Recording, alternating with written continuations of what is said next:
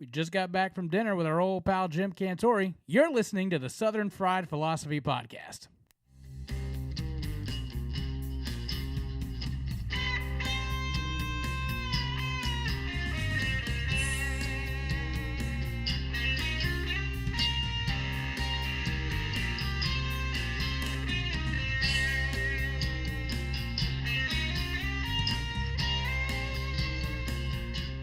Hello, everybody. Welcome to a brand new episode of the Southern Fried Philosophy Podcast, where it's two guys take on life, liberty, and the pursuit of gravy, and you, the listener, are getting a degree in common sense.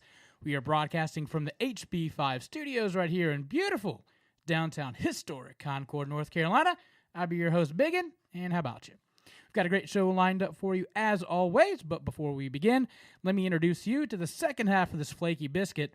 That's right, I'm talking about the pride of Anderson, South Carolina, but most of you probably know him best as the silver-tongued one, the man with the golden voice, 2016 Sexiest Beard Contest winner in the women's division, the inventor of the redneck egg roll. Give it up on old Mike number one. It's Mojo! They can't discriminate anymore. That's right. It's a gender-fluid category. There you go. Well, welcome back to the show after we took a week off, and did. we're back, and we're back at it in a hot way, I guess. So, or stay dry as we can. Something. Anyway, thanks for tuning in. Please go to iTunes or Google Play or Stitcher. Subscribe. Give us a rating. Review us. That's all we ask. It helps our algorithm with the podcast aggregates, and that helps boost our ratings. Also, you can go to Facebook at Southern Fried Philosophy, on the interwebs at southernfriedphilosophy.com. You can also check us out at Twitter and Instagram at SFP Radio. Also, check out our YouTube page. We're still working on getting that together. We got 4 episodes up, right? We got more than that, but Okay. Some of them are just black. you hit go and it's just black. So I need to make it look pretty. That way you can listen in the dark. That's actually pretty good. You can put our podcast on right when you go to bed. And just if nothing's going to put you to sleep, we might. We could do it. You can hear our sultry voices and talking you to sleep. Well, I'm going to ask you like I ask you every week, Mojo, how you be doing? Buddy, burns my biscuits this week. Oh, we both got one. Here it comes. Waffle House. What? Yeah. What? Not the food. Okay. Not the people. Okay. Not the hours of operation. The temperature they keep that place. Ooh. I mean, it could be 96 degrees outside, and they'll have it like 40 inside. So that's a bad thing for you. Well, 40 degrees, when you could literally slaughter meat in there and hang it, that's a kind of a bad thing. Well, I think what they're going for is if they leave food out of the refrigerator, it'll still be okay and still be good. I don't know, but man, I'm like, keep the coffee coming. I'm trying to warm my my internals up. Is that so? From the restaurant industry, I've always thought restaurants keep it cold so that people leave. No, that's not the case. We always wanted to stick around and spend more money on booze. Actually, well, there goes that theory. I thought I was onto something there. Hey, I always kept my restaurants a little bit above average because that extra degree kind of cost a little bit of money. So, would you rather be cold or hot? Well, I don't mind being cold, but I need to be prepared, and I don't know why I'm not prepared at 6 o'clock in the morning. I get a Waffle House because I know what I'm walking into. Sure. But I'd rather be cold. You can always add. Exactly. Hot, you can only take off so much. Yeah. I mean, you can take it all off and still be hot. Speaking for the fraternity of Fat Fi Fat, you can always take clothes and put them on. Right. But there's only so much that you can take off and not get arrested. So I think it applies to everyone. I prefer to. Well, I don't know. I've seen some women in some very scantily clad clothes that nobody's actually doing anything about that except gawking at them. Yeah. Well, so there's that. Man, But if I tried to put the same outfit on, hey, buddy, let me tell you. I'm going to leave you with that mental image. Don't get me wrong. I love Waffle House. Sure. I hope there's a Waffle House in heaven. I mean, I'm pretty confident there will be. So what restaurants will be in heaven? We'll say Waffle House. Waffle House. You got to go with Chick-fil-A. I mean, that's God's. Yeah, that's God's company. There. Yeah, exactly. You think there'll be a Hobby Lobby? People just, I need to go decorate my mansion. I'm going to Hobby Lobby. Well, restaurants. Hopefully, there's an In-N-Out burger. Okay. Or a Whataburger. Or a Whataburger. Depending upon what side of the fence you're on there. Yeah. That's not going to be very good if you like Hindi. I just do. Hey, you know what? As long as we got Chick-fil-A, I'm pretty set. I can Pretty good on that? I can pretty much rotate the menu up there, so Yeah. I'm all good with that. But yeah, Waffle House, I love Waffle House, but man, the daggum temperature, man. And also, the good thing about people watching is the same people that attend flea markets and Walmart. Sure. So it's great for people watching. Yeah. So You know what I like is when you go in and they order the waffles and they try to eat them with no teeth. That's always a fun adventure. talking about my family again, aren't you? Sure, yeah. I know it was a family reunion. Waffle House, flea market, and Walmart all have one thing in common. You can have a debilitating boil that's busted on your leg and still walk in and not be looked at like you're a pariah. So, yeah. Oh, that's why I fit in so well there. That's why I call it home. I also call it the Waffles. So, oh, God, I'm never going to go there. The Waffle House office. So. I was still picturing that boil when you said that. So there's that problem. Yeah, the boil wasn't on me this time. So how you be doing? I'm good. I tell you, here's what burns my biscuits. So I'm trying to do better, trying to eat better, whatnot. So I went to the doctor, and I said, look, I'll give up most of the things I know I shouldn't be eating, except the one thing that I ask is just, can I have coffee and creamer in the morning? Coffee, the sugar creamer stuff. So she gives me that. I realize I'm not a man because I don't cowboy up with my coffee. Like my dad, he will just drink it like he likes his women, just black and thick. Bitter and bold. Okay, like that. My dad can cowboy up and just drink it black. You just leave that there. Watch it. But I've got to put a little bit sugar in there, creamer and whatnot. The thing that burns my biscuits is the cap on the creamer, and the same thing for like milk and whatnot, where you have to pull that foil cap off. That thing breaks on me every flipping time. That's like the bags for cereal. Those things are made like with some type of nuclear withstanding material where you just cannot pull them apart. I'm pretty confident that if we just get that glue and cover buildings with it, hurricanes won't impact it. Or South Korea. Or what if we dump that glue on South Korea? Yeah, I think they would be self-contained. Oh my gosh, I can't get that lid off. Every time it ends up with me either gnawing on it with my teeth or I have to get a knife. That's why the label says they actually added an extra 20% because you'll probably lose about 20% when you pull the full lid off. So. Well, it does splash back on my face. Your coffee, I'm telling you, my wife's got me stuck on this bullet coffee. You put a tablespoon of grass-fed butter, and you put a tablespoon of coconut oil, and then you put it in the blender, and it froths up like a cappuccino and creamy and good. All right, so explain this to me again. What are we doing? We're putting the coffee in with the butter. You're putting about a tablespoon of butter. Okay. Grass-fed butter. Okay. Gold. The butter can't eat grass. Yeah, grass-fed cows. Okay. That produce this top shelf butter. Now I'm with. And coconut oil, and you put I'm telling you, a tablespoon of each, and it's. And you put the coffee in it, and then put it in the blender. Yeah, and it actually helps increase metabolism and things like that. Well, how about it? Yeah, so we've been doing that. I've been doing that for about 2 weeks because I went off coffee for probably since transplant, just because it kind of made me jittery. So now I'm just jittery. But I'm burning fat.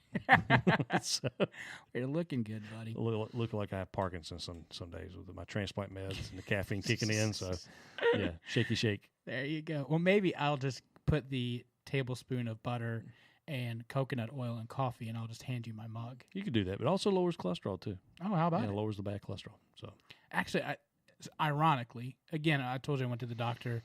Got my test results back, and this is probably HIPAA and all that kind of stuff. Ironically, I don't know how this happens, but my good cholesterol, hey, buddy, we're doing great. Good. Hey. I have no idea how that's happening. That's what you need. So. I think all the years of gravy has lubed up the veins. Yeah, just stuff slides through. Right through. Yeah. So that could be it. It's a possible theory. Hey, buddy.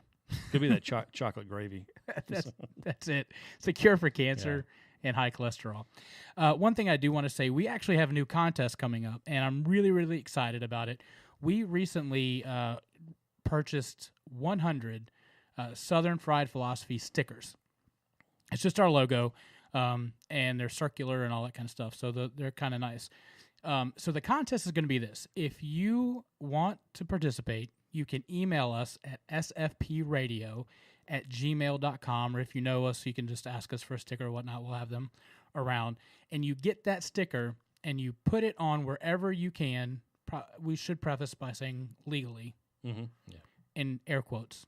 Air quotes, yeah. Air quotes, legally put them on, and then take a picture of it, and you can Instagram it, Facebook it, tweet it with the hashtag SFP Radio, so that we can see that. And then the most creative one will actually get one of our brand new T-shirts that we've got coming out. Yep. I would probably refrain from farm animals because they don't like stickers. I don't know. That could be creative. If I saw one on the back of a cow, that might be our winner. So probably no gentlemen's clubs either. Well, I'm not saying that either. And she doesn't like to be called a cow. Yeah, well, I hear you. But the T-shirts are actually really cool. If you're familiar with the Salt Life, that's like all the beach people. They have like, Salt Life. Yeah, we're cool. We're on the beach. I don't think they're liking Salt Life this week, though. Probably not. Our shirts say Syrup Life on it. Do you say syrup or syrup? Syrup. I probably should say syrup. They say Syrup Life on it. Really cool logo on it. It's got the Waffle House, like little, syrup dispenser, the old IHOP waffle dispenser, syrup dispenser. And it's got that on, and then our logo on the back. So here's the deal. Get our sticker.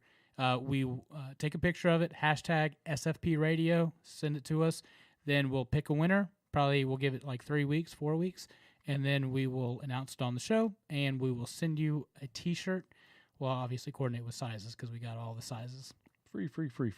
So a free T-shirt, that ain't bad for snapping a picture and putting a sticker up legally or whatever. So there's that. We're not legally bound. Yeah. So I'm excited about it. I think the T-shirts are pretty cool looking. Absolutely. I'm excited about it. And we'll put a picture of those up on the website as well so you guys can take a look. And we'll be selling those for... we haven't come up with a price yet on those, but they'll be super cheap. Slightly north of free. That's exactly right. You're fantastic. All right, so we're going to go into some wacky news. Ooh, baby, it's making me crazy. It's making me crazy. Every time I look around, Wacky world. every time I look around, it's in my face. All right, buddy. You going or am I? You go ahead. Oh, this is courtesy of KSB TV 2. Official ID owner of the tiger was shot and killed while roaming around a metro neighborhood. In Henry County, Georgia, which is pretty close to,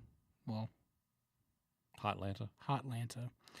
Police said that they shot and killed a tiger that was on the loose in Henry County Wednesday morning. The traffic team, the triple team traffic. Well, that's nice. Triple. Rethink that name. Just gonna leave that there. First report of the tiger sightings from dispatch. He said they received several calls about the wild animal on the loose. Late Wednesday afternoon, the Georgia Department of Natural Resources said the tiger belonged to Field Entertainment Company. They were contracted to transport the tiger. A source told Channel 2 the police spotted the tiger in the area of whatever road in Washington. They heard several shots just before 6:30 a.m. So could you imagine just like walking out, get the paper in the morning, you're in your bathrobe. Yeah. That's... I think they were... Could you imagine? Because actually I had the same story, one of the same stories, but I think that they noticed it because it was actually chasing a family dog. Oh, wow. So, I didn't read that far in the article. So it was chasing the dog. It was chasing a family dog. Yeah, there it is. The dog is okay, by I think the the dog's name's Journey, I believe, or something like that. Yeah, it was. Yeah. So, imagine that. Your family dog, and instead of the dog chasing the cat's chasing the dog. So, this world's crazy. Even we have cats chasing dogs now. So, but, that...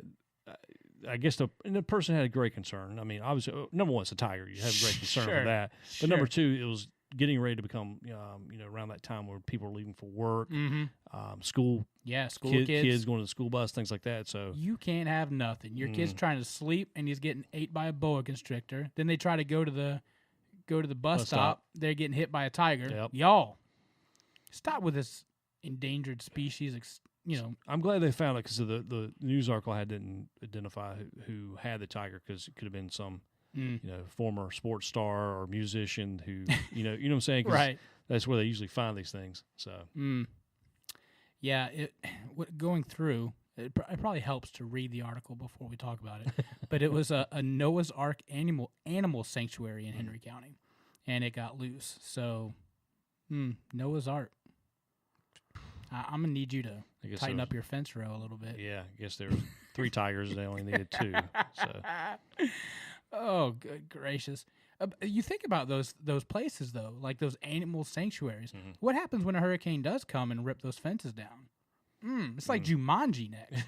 I mean, yeah. good night, y'all. Well, in Texas, I mean, speaking of hurricanes, they had cattle drives up Main Street in Houston. Yeah, on Sea-Doos.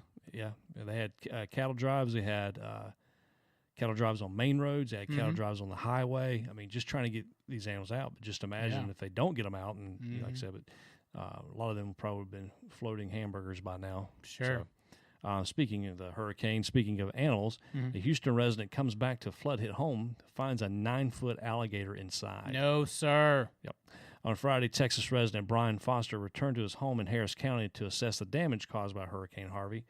As he walked into the house with a cleanup crew, an intruder greeted him in the dining room, a giant alligator sitting right under the dining table.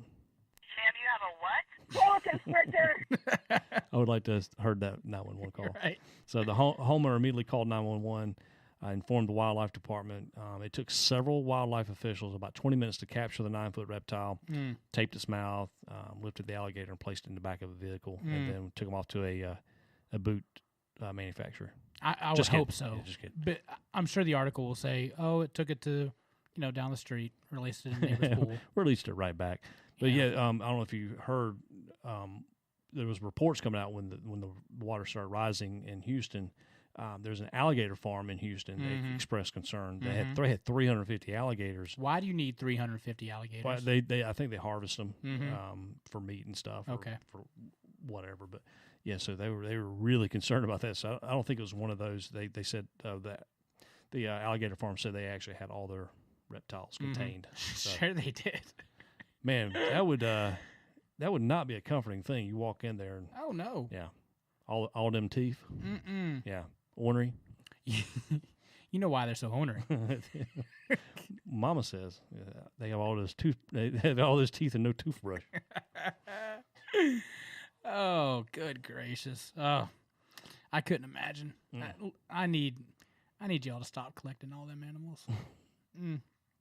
Well, you think here, even in Charlotte, not very far from us, there's like that Lazy Five Ranch where you can drive through, and there's like emus and like all kinds of different things. Right. But what happens if that fence goes down and everybody finds a way out?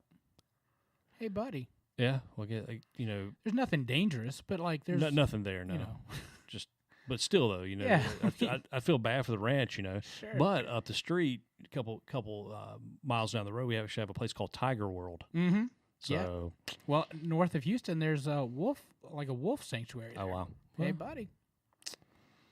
Well, what can you say? That's sometimes good intentions may not play out. So You got anything else?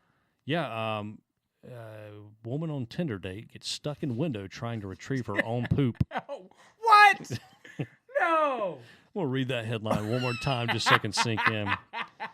Woman on a Tinder date gets stuck in window trying to retrieve her own poop. What is this? Okay.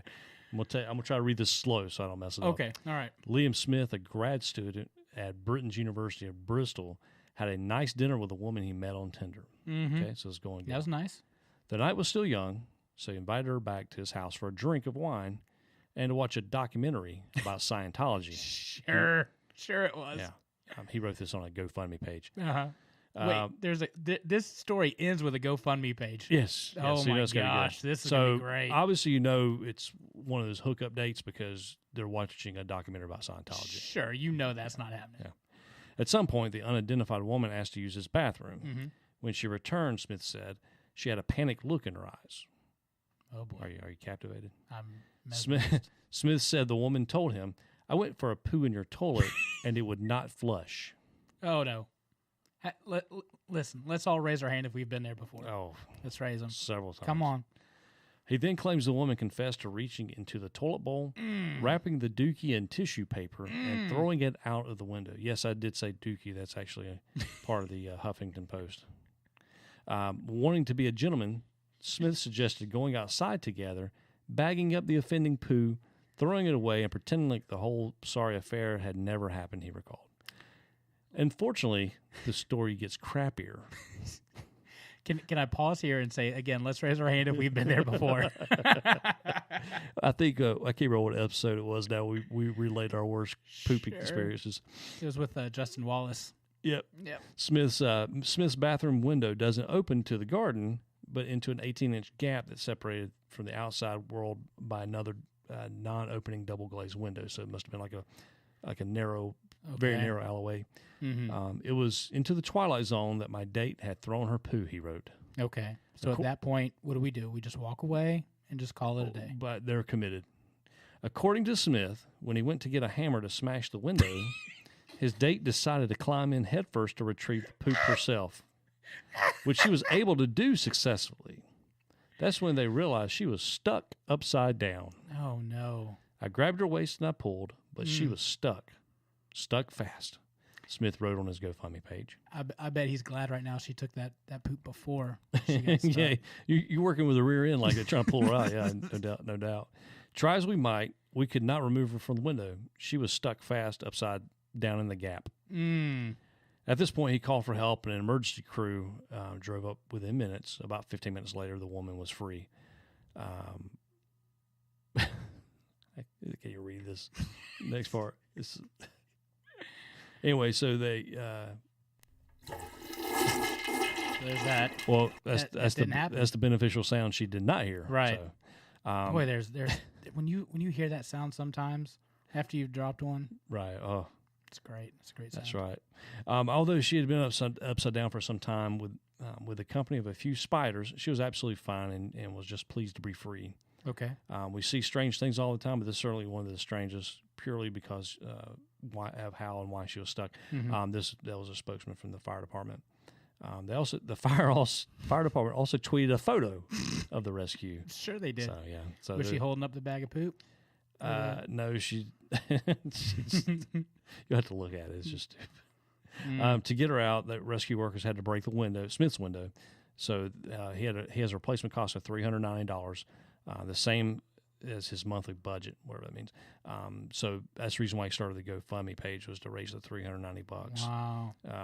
He is, like I said, he's a student, so that's whatever. So, but yeah, I guess for the final quote, she's a lovely girl. I'm not sure what's going to happen. I'm really busy with my dissertation at the moment, but I'd certainly be open to seeing her again. Uh-huh. So, to be continued, maybe. Kindled love with poop. So, how much is on that GoFundMe page, you think? $2,700, right? $2,700? Yep. I'll get stuck on something and take a poop for $2,700. Well, that's 2,700 euros, so that's a Oh. little bit more. Good night. How about that? That's a good one.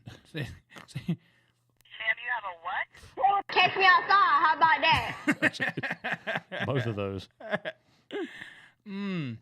Well, thank you for saving that little gem right there. Oh, that was fresh. Wow. You ain't kidding. Well, there you go. All right, so we are going to take a break, and when we come back, we're going to talk some NFL.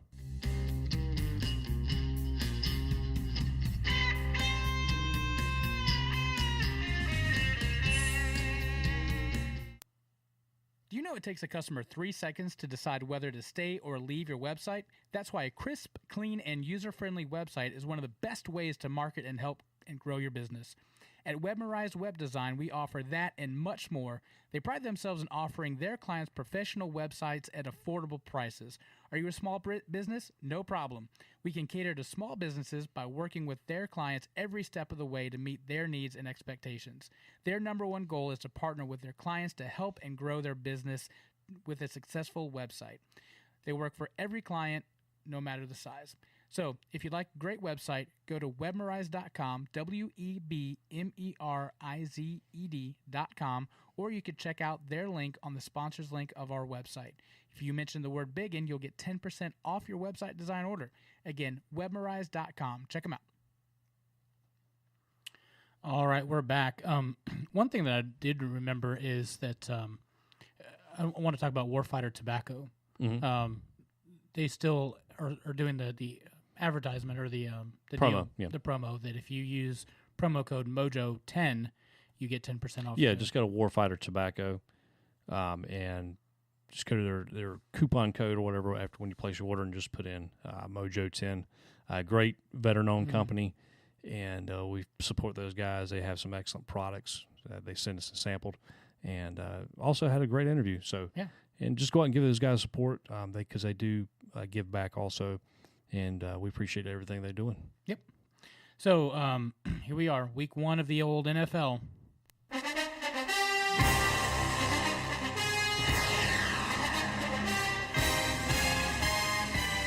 I just hope they got rid of the stupid robots. Oh, man, I hate those Fox NFL robots. God, they're horrible. They drive me nuts. What's the purpose? They're like Rock'em Sock'em robots. They are. They're awful. What do you think that was like when they sat down and said, hey, guys. It's like some guy who probably never watches football. It's like, I got a great choice for things. Right. So, hey, have you played Rock'em Sock'em robots? Well, what if we did that for the NFL? Because that would be awesome. We need you to design some graphics for the NFL. I'm really into gaming.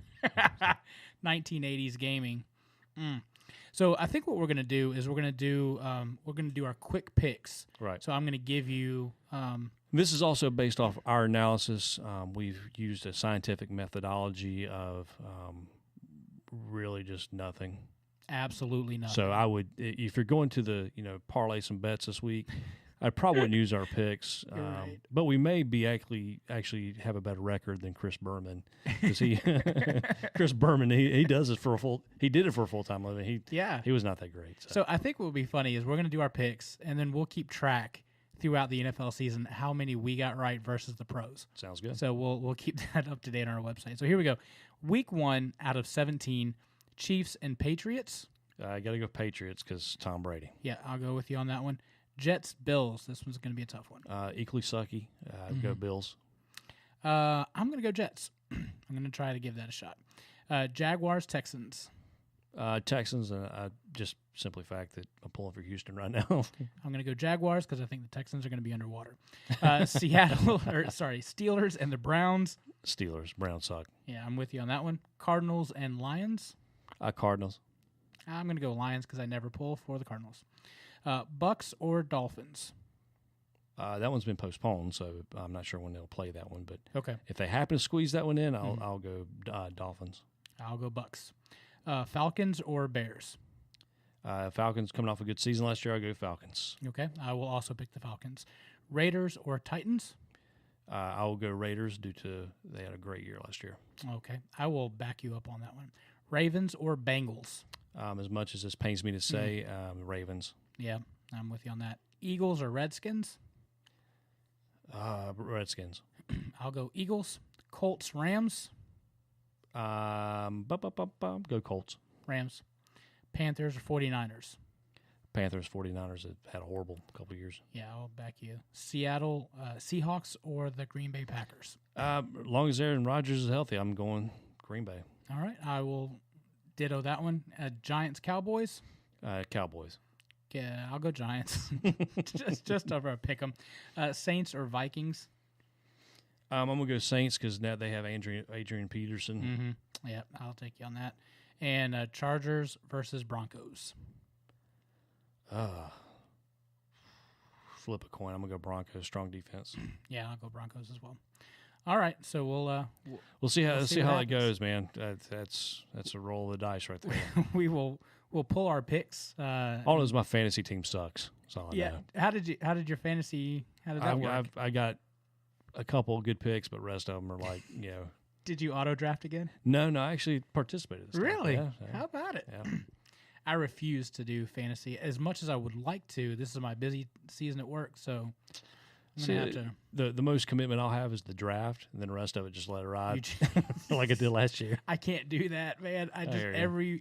I got to watch every game. I got Uh-huh. to pull for my team. I got to watch. I'm glued to my phone the whole Sunday. I just Yeah, can't, that's not me. can't do it. So speaking of Cowboys, did you see Ezekiel Elliott Yeah, suspended. suspended, but he's going to play on week 1. Yeah, I guess somehow the suspension fell or something like that. So He got a 6-game suspension, but he's going to play on week 1. yeah, How about it? We'll see.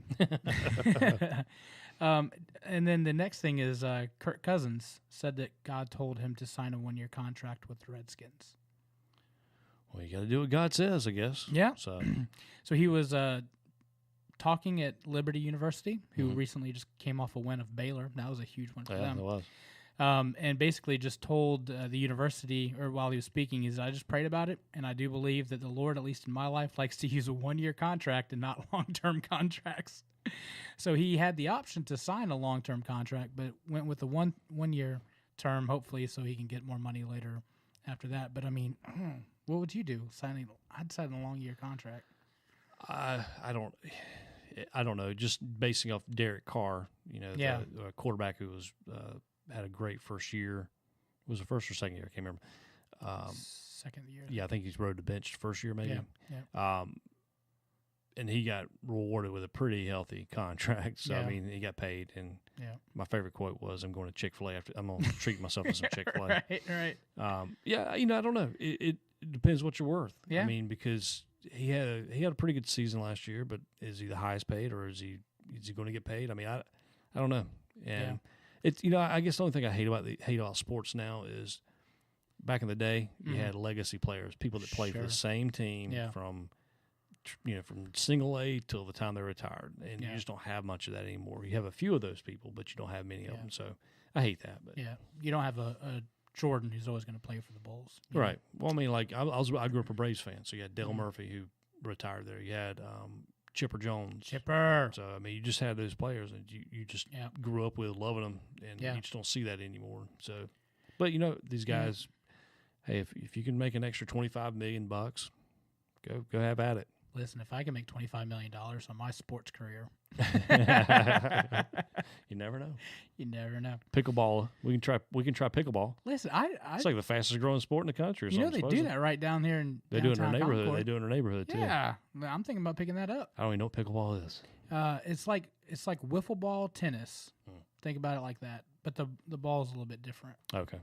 So it's like Slower pace. I like that. much slower pace. I like that. Yeah, when we went to do the Concord tour, the Tour O Concord, they took us down to the rec center, and old people were playing the pickleball like it was going out of style. So, Well, hey, we got a aging society. Maybe Yeah. pickleball will be the There you go. redemption, the second half of redemption story. maybe we can get some franchise pickleball players. Ooh. Just stay there for. Hey, we said we can sponsor a team. that would be awesome. We're gonna have to go. We have to go watch a few teams to make sure we pick a good one. Though. Oh, Pop and Grams. So, well, there's that. So we're gonna do a new segment that that is gonna be called Mojo Explains the News, because I barely pay attention, and this time of year, as I said before, I'm not paying attention to anything except the computer screen in front of me. So you're gonna have to explain the news. So Mojo, explain the news. Well, besides North Korea and what's going on there, and besides the hurricane and the hurricane's twin and the one that's trying to become a twin or triplet or whatever, sibling out in the Gulf. I don't know if anybody's paid attention or you had your head in the sand, but there's something called DACA that just President Donald Trump just I've heard about such. just kicked DACA. back. Yeah. Yeah. So DACA is the Deferred Action for Childhood Arrivals. This was a executive order that was signed by President Obama in 2012.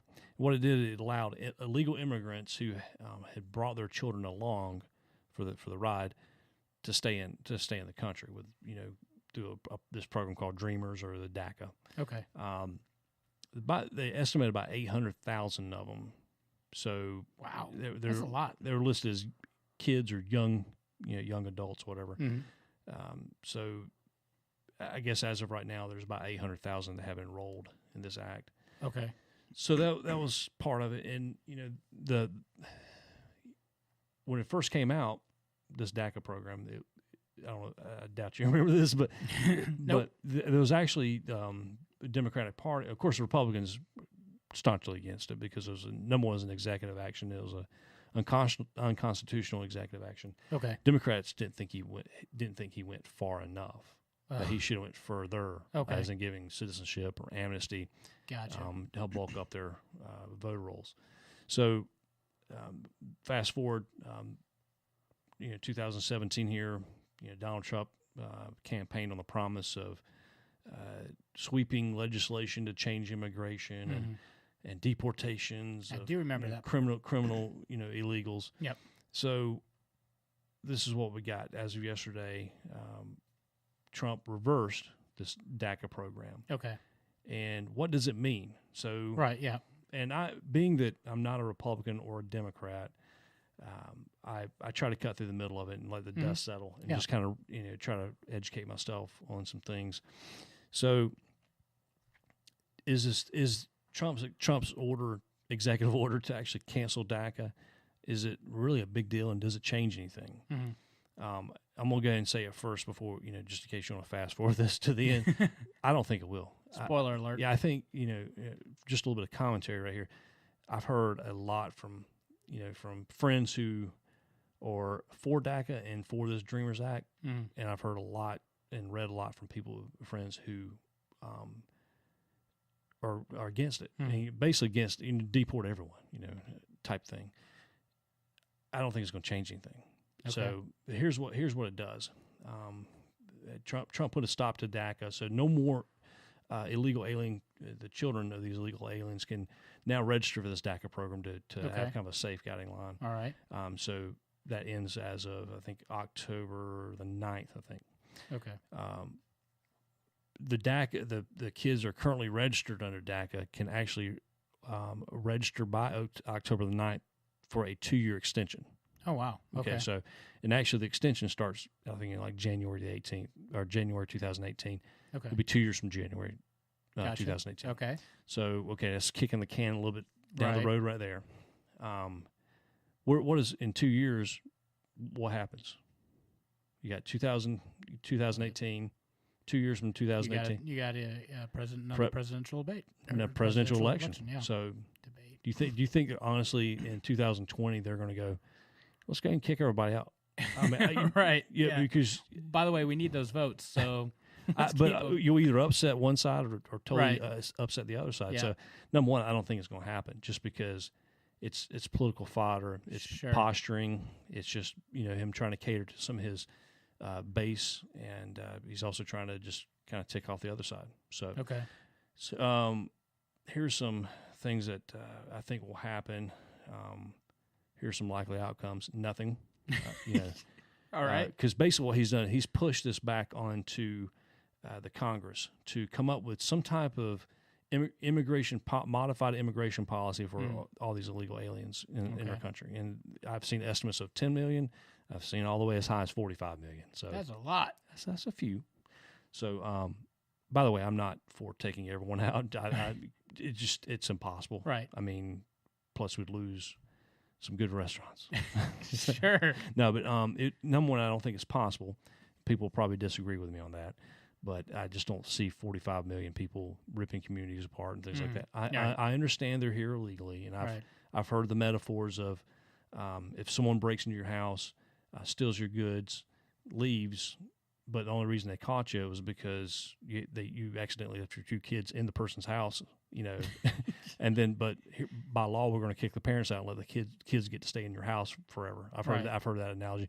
Makes sense, but I just don't see us removing that many people. Yeah. Now the 10 to 45 million that you're saying is children or everybody? Everybody. Okay. Everybody. Republican, the other two likeliest, the number 2 likeliest option would be Republican. Congress passes his deal. Okay, I don't think it's going to happen. It'll probably be another modified version. It will not be something of we're going to stick to this. We're going to mass deport. I think they will use this for campaigning promises. another 4 years. You know, we got to have another 4 to get this done. Yeah. So they'll pass some type of modified version. Or number 3, which is Trump actually sticks to this. Now this, I think this probably won't happen just because he will be up for re-election. Sure. He will not only alienate any potential Democrat voters that would maybe come to his side, which I doubt would be many, but he'd also alienate his base too. A lot of his base, but he'd alienate some of his base. Obviously, the more militant people that are, would be extremely happy with that. But I don't think it's going to happen. Yeah. So, but anyway, this DACA is really, I guess what's problematic with this DACA bill was that Obama went with an executive order, which he's allowed to do, but he modified something that is out of his branch. We have the 3 branches. Yep. So, and actually, it was not upheld in court when they took it to court. So, that's where this is coming from. And I understand. I've seen the clergy. I've seen a lot of people in the social justice complain about this and stuff like that. But we do have to draw a line in the sand where we do have laws because you know what I'm saying. We have to have a lawful society. That's one reason why people want to come here, right? Is because we do have laws. We do have some civil laws, civility, a chance to grow, a chance to be safe. I understand why people want to come here, but we do have to have some type of law for the land. If not, then mass chaos. Yeah, exactly. So Antifa rules the world. You never know. But no, that's just it. I mean, I don't think anything's going to happen. I think this is just nothing but smoke and mirrors. Yeah. And like I said, we've been. I can't say how many presidential cycles we've been through, but it's always political. Yeah. Baggage that he gets to carry. So, I just want people to take a chill pill. Just sit back, let the dust settle. You can go protest if you want to. Right. Nothing's going to happen. Go take a statue down. Yeah. I was at the DMV today, and there was a guy. Oh, no. There was a guy that probably fell under the Dreamer Act because the lady asked if he had a green card, to go along with it. And she says, how are you feeling right now? Are you scared? He goes, yes, I'm scared. And she goes, well, I feel for you. I'm scared for you, too. That's unneeded. Right. But if they decided they wanted to, they actually have everybody's address written down because it's applied for the Dreamer Act. So. Right. Anyway, that's all I got on that. The entire time, all I kept hearing was this.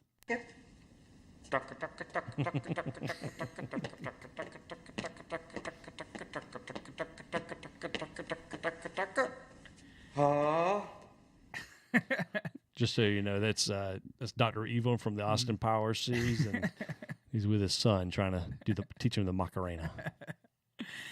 Oh my gosh! So, no, I understand. I think that we're getting ourselves all worked up, and to break it down for just stupid me, Obama signed this DACA law into existence through executive order, bypassing all citizenship, immigration laws. Right. That's what, and it really should have been coming through the Congress. Yes. To actually make that law. So what Trump was saying was like, this isn't legal because it's through the executive order. We're going to kick it back to Congress for them to actually make it right. Is that allegedly? Exactly. Yeah, exactly right. Wow. So much for law and order there. That would make sense, right? Like, well, you would think, but you would think.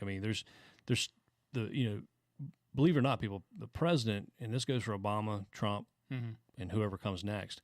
They don't have dictatorship where they can just create laws, where they can sign all these executive orders to where, hey, we now have health care, or hey. Right. There's got to be, checks and balances. Absolutely. That's the reason why we have the 3 branches. Yep. So I guess I wanted to take this segment just for anyone that's listening that wanted kind of a little, layman's terms for this, and hope, and maybe people are excited or not excited about it. We just, every day you turn on the social medias or the news, it's what can upset me today? It's literally that.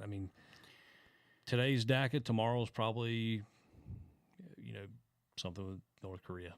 So well, listen, I will say this: if you are one of those dreamers, I don't want you to worry. Don't be scared, because Cher has actually offered her place to stay as a refuge. Okay. So the songstress Cher. I didn't even know she was still alive. But exactly, like how old is this woman right now? Like somebody, I need you to go look that up and tweet me.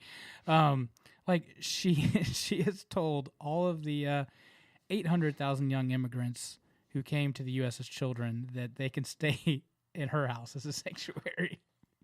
She's 71, by the way. 71. If she can turn back time. Which she's a known cougar. Can I tell you, dreamers? Some dreams become nightmares.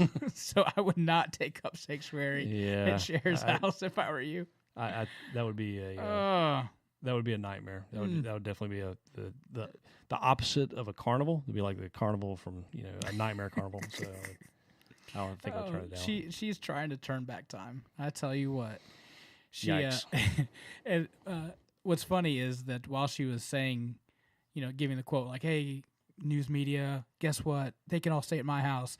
Somebody actually tweeted, "Yeah, sure you will." And then exactly. And she sent back, "You keep your eyes open, B word." like that's gonna do it. Well, besides that, let's just say worst case scenario, all of a sudden you see military roll out and they're knocking down doors. Right.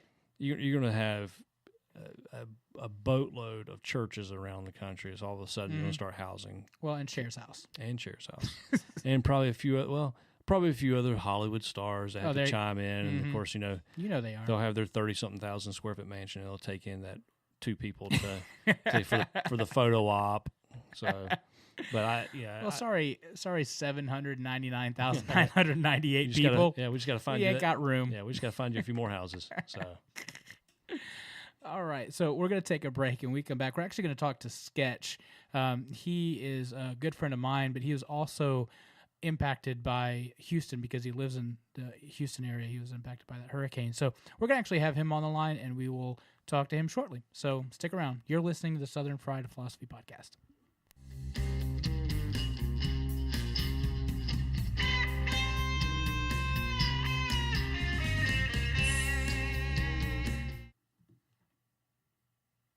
Hey guys, it's me, Biggun. Summer is made for grilling and chilling, and you too can be the baddest mother smoker on the block using our favorite award-winning smoking sauce. Bad Mother Smokers is perfect match for that favorite meat, veggies, or even that secret ingredient in a pot of chili. Check out badmothersmokers.com to place your order, and if you want to be a barbecue pit master like Mojo, enter the promo code MOJO for 10% off your order. Visit badmothersmokers.com or the sponsor section of our website at southernfriedphilosophy.com. All right, we're back. You're listening to the Southern Fried Philosophy Podcast, and on the phone with us, we have a dear friend of mine from Texas. He was impacted by Hurricane Harvey, and so he's going to kind of talk about his experiences with that, and we'll have some boots on the ground. He's our hurricane reporter, we'll call him. So, Sketch, welcome to the show. Howdy. Thanks for having me on. I've been a big fan of the Southern Fried Philosophy Podcast. And for people that don't know, me and Biggun go back actually to a previous podcast, the Dr. David Biggun Show. So I'm happy to be a part of this and what you guys are doing. I've enjoyed it a lot. Well, I appreciate it. I haven't been able to shake the Biggun yet, so I'm still staying Biggun. Oh, yeah. So tell us about how it all went down, kind of your experiences with that, and what did you see? Yeah. So I'm very fortunate to have not experienced a lot of the major flooding that you guys probably saw on television. So I live in a country town called Cut and Shoot, Texas, and that's the real name. It's about 45 minutes north of downtown Houston. So we had all of the major rain, but none of the major flooding. I've got a pond on the back part of our property that we expected to flood, and the water certainly got a lot closer to our house than we ever have seen. And we did have a small roof leak just because it rained for 3 days straight. We got about 30 inches of rain according to our rain monitor. Wow. So it was a lot to take in, and you felt very kind of cooped up, but not like the neighborhood flooding kind of things that a lot of other people did. Although my brother lives a little further into Houston, my parents live in Northwest Houston, and we were very concerned about my parents. They live on a reservoir that they had released to help relieve some of the bayous, and they definitely had water very close to their home. Wow. But at one point, the news reports were saying 95% of the roads were closed. So that was like our main concern with my parents. Like, okay, if they need to evacuate, where can they go? What's going to be open? Sure. So a lot of it was just kind of stuck. So that was, I guess, the first part of the hurricane. And for those first couple of days, it's just a lot of rain. You're kind of cooped up in the house. You're watching reports, and then you see it kind of get progressively worse. And then when it finally does stop raining, you kind of go out and kind of assess what's going on. So, like I said, didn't have a direct impact, but where I work for a major oil company, and we had to close our campus for 3 days. Actually, most of the week was critical staff only. And people in my church group, they had people that were flooded. So Sunday and Labor Day, I actually got to go out and help demo some of the houses and cut sheetrock from people that had flooding that were not. One couple was an elderly couple. The woman was not mobile. The next one that I went to on Labor Day, the guy was a nurse in downtown Houston. So he was cooped up with that and just now getting to his home. His wife is in a wheelchair. So they needed a lot of help, and probably 25 to 30 people from my church went there and helped, and his was a complete demo. So we took all his furniture, all his sheetrock, and all that kind of stuff out. So Holy cow. yeah. So most of the time when you see stuff on TV, like, things are just blown out of proportion. They're exaggerated. They're, it's, you see Jim Cantori out there when it's, blowing and it's like really not, it's like, not deep at all, but he's on his knees or whatever. This wasn't that case. Like, it was legitimately that bad. Yeah. I mean, there's obviously some hype involved, and when you live down here, I know you experienced some of that as well. And sometimes you hear this hype, and the model just takes the hurricane in a different direction, and it's kind of a popcorn fart. But this was one where this thing came to Houston and just camped out for like 3 days and just kept raining and raining and raining. And so we didn't have a lot of like wind and heavy hurricane stuff, but just this sheer amount of water that was dumped on the city was something else. And that's kind of what we're recovering from. What Irma seems like it's even worse. That's out there in Florida, and hopefully not going north to where you go. It was tough, and you would watch the news as much as you can. Again, we had power. We were very fortunate. We had power and satellite to be able to watch that stuff, but even that sometimes just wears on you, and you have to just disconnect and do something else, because you're just watching water rescues and a lot of that stuff that's really emotionally taxing on you. And you also have a little bit of survivor's guilt, honestly. When you've been fortunate to do this and you watch TV and people are being rescued by boat and on boats on their roads, it takes a toll on you too. And then you couldn't get out on the roads to help your neighbor unless you were in a neighborhood that was really flooded. So you feel kind of helpless in that respect. The best thing that I've seen out of it is just how many people have really come together. It was definitely neighbors helping neighbors. And it was right after like a lot of like racial turmoil and obviously the election, that sort of thing. But you saw people helping. I mean, they were talking about mosques that were open and Muslims that were helping each other. Just it didn't matter what your differences were when you're drowning and whatever. And there's been jokes and memes kind of about, how many rednecks with boats were one of the big heroes in this thing that came to Houston and helped rescue people. But I've been really impressed to just see the way that neighbors have been helping neighbors, people that don't even know each other.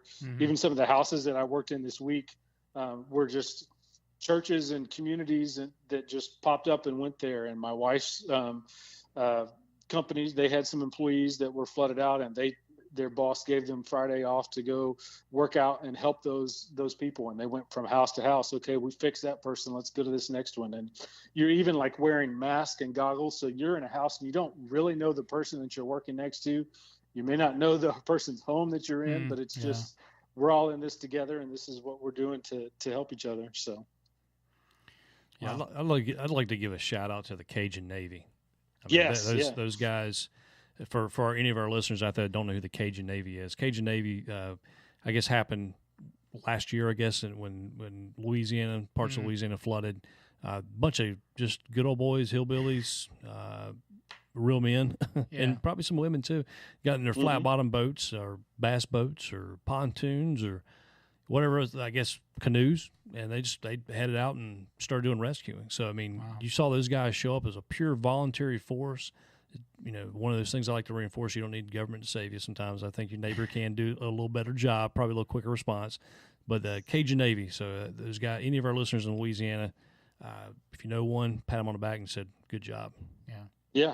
We love our neighbors to the east in Louisiana, and a lot of times Houston and Dallas have kind of a friendly rivalry around sports particularly, but I worked in a house the other day. A dude drove down from Fort Worth to do that, and I know like some of the Dallas Cowboys have given donations and that sort of thing. So it has really, that's kind of, I guess, the story that I've gotten. It's really legitimately been neighbor helping neighbor, and doing it on our own, and just because of they're your fellow man and they're the person that's there, you know, right next to you. So That is one thing that I'll never forget about Rita and going through that is just when the crap hits the fan, really people just kind of throw all that stuff out and they just help each other out when you need it. And I'll never forget, you know, it was actually the best experience to not have TV and not have power and be able to hang out with your neighbors. And I saw you tweet about that. And like, as soon as you get disconnected from media, it's amazing. Like, you know, and you have one common goal. It's amazing how we can just come together and focus on that. Yeah. And like I said, I was fortunate where I had a bit of levity is that I called my next door neighbor who has 10 acres and asked how he was doing. And he told me, well, he did have to move the goats up onto his back porch. So he legitimately has goats, and their pasture was flooded, and he had to put them on his back porch. So Wow. Well, Yeah. that's not the worst that could happen. Right. Yeah. I think even how we're getting involved is our church is doing a thing where we're collecting underwear, and we're sending it down there. I think Brene Brown has said that people need underwear, so that's how we're getting involved. Is there any other things that you're hearing that how we could help out? A lot of the other clothes, like people are very kind to donate their clothes and go through their closets, but that also sometimes can even create more work for people down here to have to sort all that and see what's actually usable. But I have heard the underwear thing, like you said, and those need to be fresh underwear. So don't be sending. I can't be send the sending skid marks. No road tracks. Right.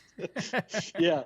But that's something that you don't get used or shouldn't get used. Sure. And people need. And I've also heard we do have some biggins down here in Texas. There you go. If you want to go for the extra large size, people can use that in our shelters and that sort of thing. But if you know somebody down here that's connected to a church that's doing good work, or if you just know JJ Watt from the Houston Texans, he's been raising a ton of money. I would kind of direct you to those things. But if you know somebody personally and where that stuff goes, a friend of mine is a Christian hip hop missionary in several parts of Houston, and he has different services throughout the week in different underprivileged neighborhoods. And his company's called Eyes on Me Inc. And they've got a place where you can donate to give back to some of those communities that he's in. But try to just find somebody that you personally know and find out what their needs are. But some fresh underwear would be good for people that haven't been able to change theirs in a couple days. Sure. Well, also, I think probably feminine hygiene products, because some of our ladies listeners out there can probably relate to that. Just looking at JJ Watt's hurricane fundraiser has surpassed $27 million. Wow. The HEB CEO donated $5 million today. So, attaboy. What a phenomenal thing! Yeah. Yeah. And people have really rallied around that. So that's been good. And one thing, I guess, I don't know how much it got up to you guys, but apparently there was some discussion about whether or not Joel Osteen's Lakewood Church was open or not. There's some good memes around that, and I don't listen to a lot of his stuff. I've not been to his church yet, but kind of my main takeaway was that when I saw people on the news or heard about their stories when they're stepping off a boat wet, they're not. I don't think they really want to spend time arguing about who's not doing something. Sure. They were more concerned about who was. Mhm. So I tried to spend my time, online tweets or whatever when I had time to share who was doing something. So Right. whatever you feel about Joel and Lakewood and how they handled that, that's up to you. But I know in the heat of the moment, people were more concerned about who was doing something than who wasn't. So That's a good word. Yeah, I think Yeah. Babylon B had a great meme where oh yeah, he was out on his yacht passing out books of best life now, Yeah. which owned me Yes. like none other. Yeah. And how about that? That's really appropriate. Lakewood Church now. Good job. Lakewood Church. Yeah. Nailed it. And speaking of that, when I was doing some work on Labor Day, as I was driving around, I actually went to a house that ended up having like 30 people from multiple churches there and got turned away, Oh, wow. which is a great thing to see. But as I was driving to my next location and getting the directions, I noticed that any street basically with the word, any kind of body of water in the name, Jones Creek or Lakewood or whatever, if Sure. those places were going to be hit pretty hard. So Right. if you come to Houston buying property, maybe stay away from streets and communities with bodies of water in their name. Foreboding. Yeah. I remember when I lived there, like on 45 North going up, there was this house that was on stilts, and that Yes. sucker was like 3 stories high on stilts. Uh-huh. Can you give me a report on that house? Like, Yeah. My wife had a photo, and I think it came just like to the first step. oh So my gosh. it was a lot. They were like I the mean- Nostradamus of flooding, I guess. Yeah, I always remember Yeah. making fun of him, saying, "Well, how about Noah over there?" But now it's like legit. Like he nailed it. I know. He's sitting there did. watching with eating popcorn on his front porch. Right. Yeah. You Yeah. guys ain't got me. Wow. Well, give us Trey's information so we can, if our listeners want to donate that away too. Yeah, it's Eyes on Me Inc., like incorporated, and it's not all Eyes on Me. I think that was Tupac stuff, but Eyes on Me Inc. You can go find him on social media and his website. Like I said, JJ Watt's got his foundation. He's easy to find. He doesn't hide from TV cameras. Which and according to if my you wife, wanna- he shouldn't, by the way. yeah. And if you want to find me, I can plug you into what our church project is doing in our different local communities. So, yeah. Awesome. Cool. Well, we'll put that information on our website on the show notes so they can Yeah. have that there. Cool. Well, thank you. All right. Well, anything else? Any other reporting news that you have for us? No, I think that's it. I told you about the goats.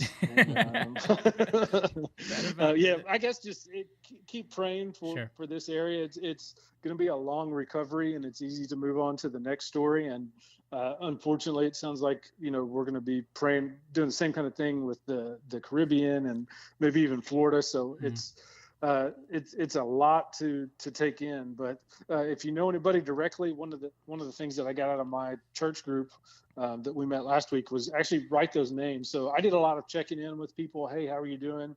And then the people that were like seriously hurt, I wanted to make sure that I didn't forget them. So I just jotted a list of their names in my phone so that I can, when I run across it, I can pray for them, and 2, like actually give them a call and see what their needs are. Because a lot of times you check in when this thing first hits, and they may not even know that maybe they evacuated and they haven't even been back to their home to know what they need, or they're still in shock or whatever. But as time goes on, they'll have a better picture of that, and you can ask specifically, what are their needs? Is it laundry? Is it, food? Is it helping them get connected to government agencies or insurance companies that can help repair their lives? So Sure. if you guys did check in on people that try to keep them in your thoughts and prayers as you move forward. So, and that may be needed coming up with Irma and Jose and Sure. all these other storms that we've got out there. Yeah. So. Yeah. All right. Well, Sketch, thank you so much for checking in Absolutely. with us, and hopefully we'll see you on the show soon.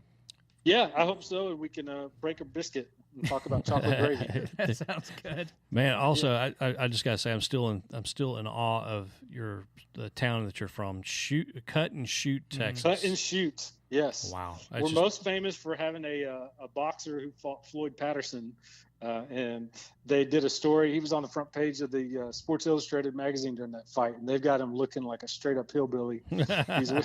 He's wearing Roy Harris is his name, and my wife actually knows his family. But on that Sports Illustrated cover, he's got like a hound dog on his porch, no shoes. He's wearing like cut off jeans, mullet, and 2 teeth. Yeah. So, but yeah, Cut and Shoot, Texas. That's where I'm from. So Awesome, man. Awesome. yeah.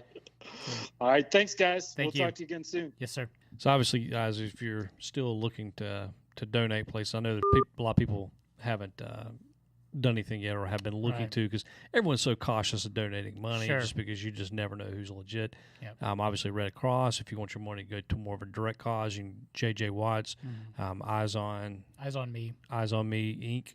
Look them up. And there's a couple of really good foundations out there locally. You got Yep. boots on the ground that are doing some great things. So, Definitely. Cool. Well, thank you. Appreciate Sketch being on the show. Mojo, thanks for another great week. it was good. Let's do this again, maybe one more time. We'll see how our football picks turn out for next week. Yeah. Hey, one more thing, again, just to remind you, if you want to participate in the contest, email us at sfpradio@gmail.com, or you can stop by and see us and we'll give you a sticker. Put that sticker on any place that's legal or not. Take a picture of it, hashtag SFPradio on Facebook, Instagram, Twitter, however you want to do that.